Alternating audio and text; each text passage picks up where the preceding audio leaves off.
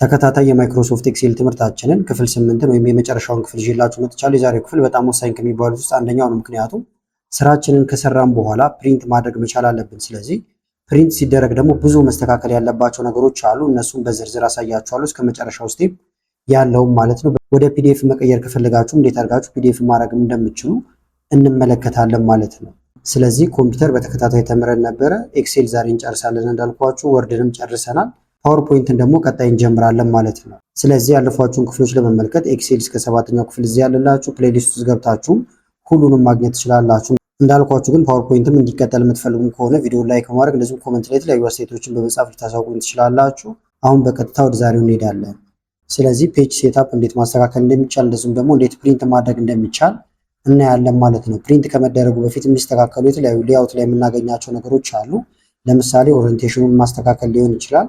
እንደዚሁም ደግሞ መርጅኑን ማስተካከል፣ ሁሉንም በተግባር እያሳየኋችሁ ሄዳለሁ።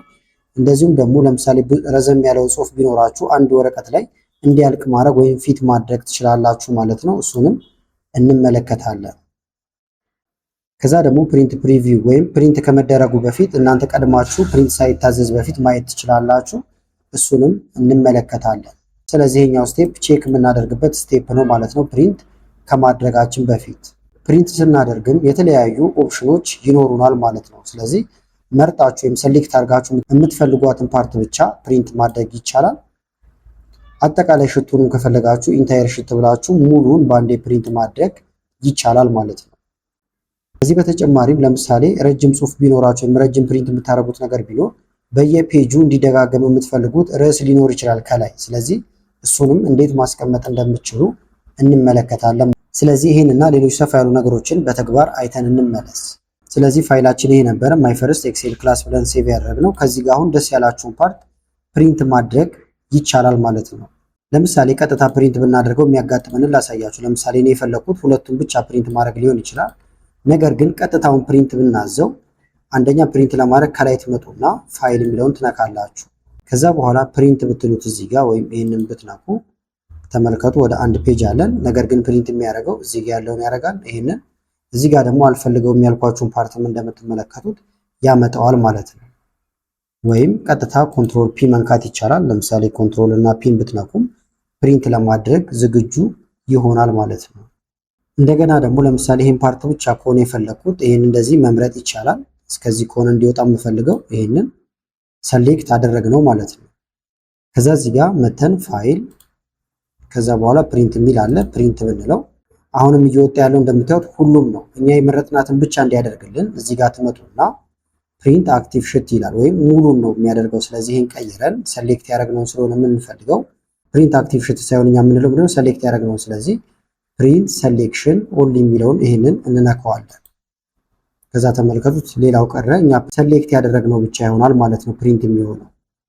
ስለ ፕሪንት ግን በደንብ ለማየት እንዲያግዘን ሰፋ ያለ ወረቀት ብንመለከት ወይም ደግሞ ሰፋ ያለ ፋይል ቢሆን ጥሩ ስለሆነ እዚህ ጋር ለፕሪንት ያዘጋጀውላችሁ አንድ አለ። ይሄን እዚህ ጋር የምትመለከቱት እዚህ ጋር ያለውን ፋይል አሁን ከጄሚናይ ላይ አውርጄው ነው ለሳምፕል እንዲሆነ እዚህ ጋር የምትመለከቱት ጽሑፍ አለ። ይሄን ደግሞ ታይፕ ያደረኩት ነው። ስለዚህ ይሄንንም በምክንያት ነው ያደረኩት፣ አሳያችኋለሁ። ስለዚህ አሁን ይሄንን ኮንትሮል ፒ ብለን ፕሪንት ብንለው ሁለት ፔጅ ሆኗል እንደምታዩት። አንድ እዚህ ጋር አለቀ። ሁለተኛ ላይ ደግሞ እዚህ ጋር ኖት ላይክ ሰብስክራይብ እያለ የሚቀጥለው ነገር ገባ ማለት ነው። ስለዚህ ሰሌክት ማድረጋችንም ለዚህ ይጠቅመናል ማለት ነው። ስለዚህ ይሄን አሁን ባንፈልገው እዚህ ጋር መተን ብንመርጥ እንደዚህ ለመምረጫ ሾርት ከት አሳይቻችሁ ነበር። በሾርት ከትም የምትፈልጓትን ብቻ መምረጥ ይቻላል። ለምሳሌ ኮንትሮል ሺፍት ወደ ቀኝ፣ ኮንትሮል ሺፍት ወደ ታች ብናደርግ ይሄንን አጠቃላይ በቀላሉ መምረጥ እንችላለን። ከዛ ኮንትሮል ፒ መንካት ወይም ፕሪንት ለማድረግ ማዘጋጀት። አሁን ሁለቱም አለ እንደምታዩት ዋን ኦፍ ቱ ይላል፣ ወይም ሁለት ፔጅ ነው ያለን። የፈለግነው ግን ሰሌክት ያደረግናትን ብቻ ስለሆነ እዚህ ጋር መተን ፕሪንት አክቲቭ ሽት የምትለዋን ትተናት ፕሪንት ሰሌክሽን ብንለው ወደ አንድ ፔጅ ይመለሳል። ያኛው ፕሪንት አይሆንም ማለት ነው። አሁንም ወደዚህ ልመልሳችሁና ደግሞ ምን ማድረግ ይቻላል? 10 ጊዜ እየሄዳችሁ ፕሪንት ሰሌክሽን ከማለት መርጣችሁ መጀመሪያውኑ ማዘጋጀት ይቻላል። ለምሳሌ ይህንን መረጥኩት። ከዛ ከመረጥን በኋላ ፔጅ ሌአውት የሚል አለ ከላይ እዚህ ጋር የምታዩት ፔጅ ሌአውትን መንካት ይቻላል። በመቀጠል እዚህ ጋር ትመጡና ፕሪንት ኤሪያ ይላል። ይሄን ቀስቱን ስነኩ ሴት ፕሪንት ኤሪያ ብትሉት ፕሪንት የሚደረገው ይሄ ኤሪያ ብቻ እንደሆነ ነገር ነው። ጥቁር መስመር ዙሪያውን እንደምታዩት ያደርግበታል። ከዛ ኮንትሮል ፒ ነክተን ወይም ፋይል ጋር መተን ፕሪንት ብናደርግ ከዛ እዚህ ጋር ሰሌክት የተደረገችው አንድ ስለሆነች እሷን እያመጣ ነው። ነገር ግን ምን እንለዋለን? ፕሪንት ሴሌክሽን ሳይሆን ፕሪንት አክቲቭ ሽት ወደሚለው እንመልሰዋለን። አክቲቭ ሽት የተባለው ምንድነው? ሰሌክት አድርገን ያስቀመጥነው ፓርት ብቻ ነው እንጂ እዚህ ጋር ያለውን እንደ አክቲቭ ሽት አይታሰብም ማለት ነው።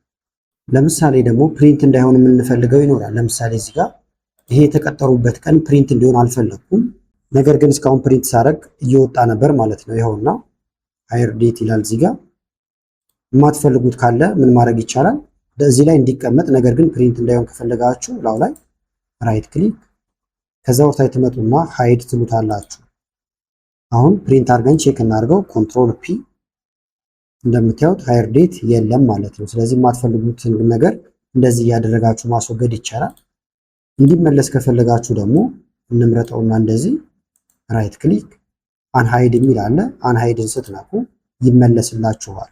አሁን ፕሪንት ብታደርጉ ይወጣል ማለት ነው። ኮንትሮል ፒ ብለው ሃየር ዴት የሚለውም እንደምታዩት ይመጣል። ሌላው ደግሞ ምንድነው? መጀመሪያ ሄድ ላጥፋውና ቅድም እዚህ ጋር ፕሪንት ኤሪያ ስላደረግ ነው ክሊር ፕሪንት ኤሪያ ብትሉት ካሁን በኋላ ፕሪንት ኤሪያ ብሎ የሚያስበው ይሄን ሳይሆን አጠቃላይ ሁሉንም ይሆናል ማለት ነው።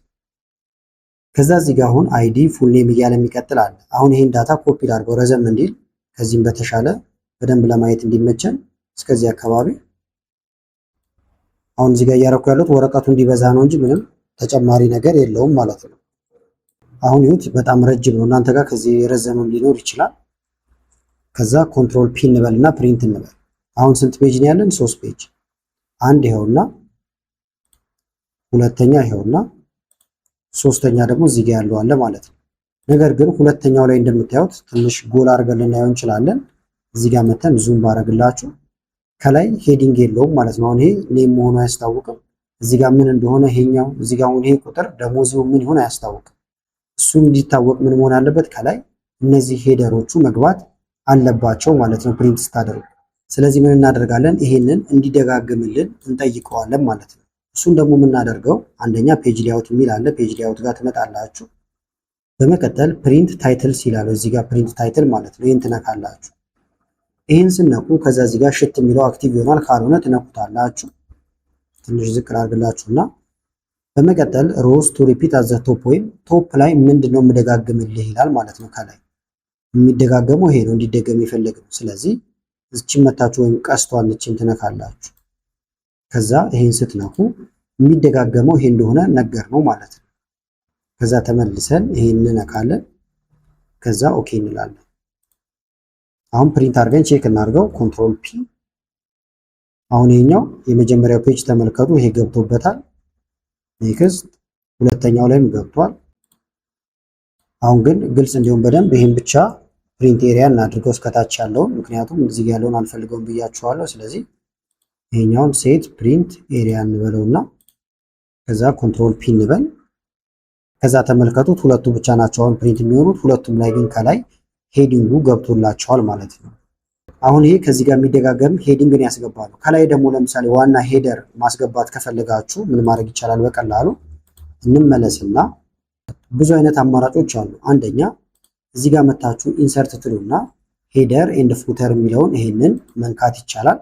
ከዛ እዚህ ጋር የምትፈልጉትን ማስገባት ትችላላችሁ ማለት ነው። ሁለተኛ አማራጭ ደግሞ ምን ማድረግ ትችላላችሁ? ቪው የሚለውን መጀመሪያ ወደ ኖርማል ልመልስላችሁና ከስር እዚህ ጋር ያሉ አማራጮች አሉ። ይሄኛው አሁን ኖርማል ነው። ይሄኛው ፔጅ ሌአውት ነው። እዚህ ጋር ደግሞ ፔጅ ብሬክ አለ። ለምሳሌ ፔጅ ሌአውት የሚለውን ብንነካው ሄደር እና ፉተር ማስገቢያው አክቲቭ ይሆናል። ስለዚህ በፈለጋችሁት መንገድ ማስገባት ይቻላል። ሶስተኛ አማራጭ ደግሞ ቪው የሚል አለ። ከዛ በኋላ ፔጅ የሚለውን ይሄ መንካት ይቻላል። ኖርማል እንደዚህ ነው። ፔጅ ሌአውት ደግሞ እንደዚህ ነው። ስለዚህ ሄደር በተለያየ መንገድ ገባ ማለት ነው። ለምሳሌ ከላይ እዚህ ጋር እንዲደገም የፈለኩት አንደኛ ክሊክ ላድርግበትና ሄደር ኤንድ ፉተር የሚለውን አክቲቭ ላድርገው መጀመሪያ። ፔጅ ነምበር እንዲገባ ከፈለግን ፔጅ ነምበር የሚል አለ። ፔጅ ነምበር ይገባል ማለት ነው። ክሊክ ባደረግ አሁን ደግሞ እዚህ ጋር ደግሞ ጽሁፍ መጻፍ ትችላላችሁ። ለምሳሌ የካምፓኒያችሁን ስም ከፈለጋችሁ እንደዛ ማድረግ ይቻላል። ኮምፒውተር ስኩል አልኩት።